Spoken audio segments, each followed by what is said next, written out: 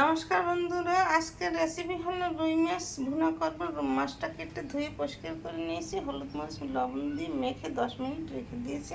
এখানে পেঁয়াজ রসুন আদা বাটা লাগবে, জল লাগবে, রোজ গরম মশলা, হলুদ মরিচ ধনিয়া গুঁড়ি জিরে গুঁড়ি সব লাগবে। আলু কেটে নিয়েছি, আলু দিয়ে রান্না করব আর পেঁয়াজ কুচি।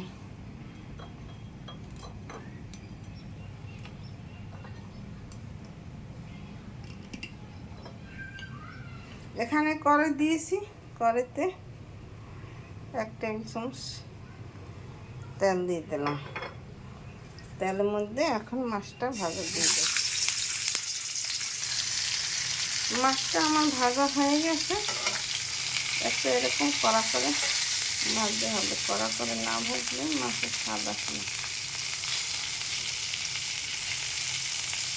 এখন একটা পাত্রে তুলে নিয়ে আলুটা ভাজা দিয়ে দেবো।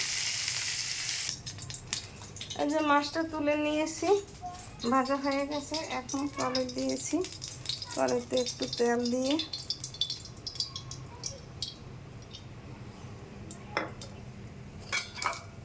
আলুটা ভাজা দিয়ে দেব।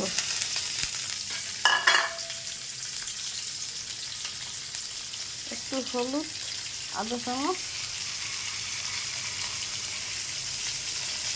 আধা চামচের একটু কম লবণ দিয়ে আলুটাকে ভেজে তারপর পেঁয়াজ কুচিটা দিয়ে দেবো।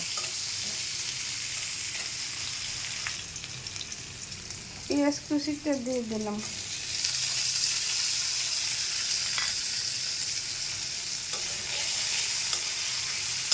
আলুর সঙ্গে একটু ভেজে নিতে হবে।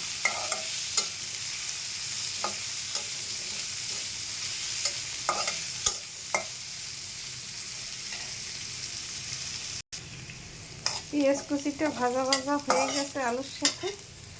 এখন একটা তেজপাতা দিয়ে দিলাম, পেঁয়াজ রসুন আদা দিয়ে দিলাম বাটা।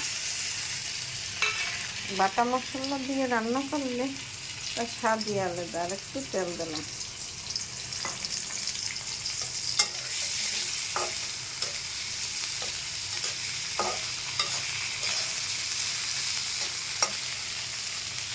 পেঁয়াজ রসুন আদা ভাজা ভাজা হয়ে গেছে।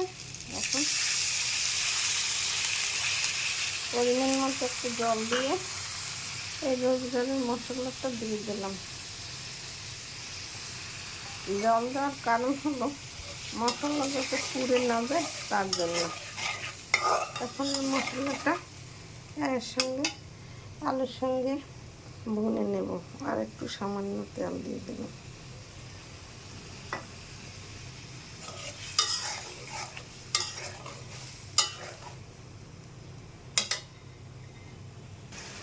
মশলা ভুনা প্রায় হয়ে গেছে। এখন মাছটা দিয়ে দেব।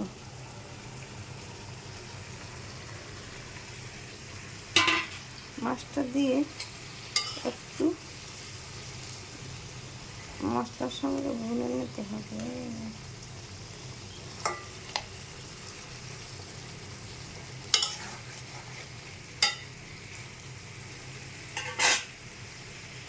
এখন পরিমাণ মতো জল দিয়ে দেব।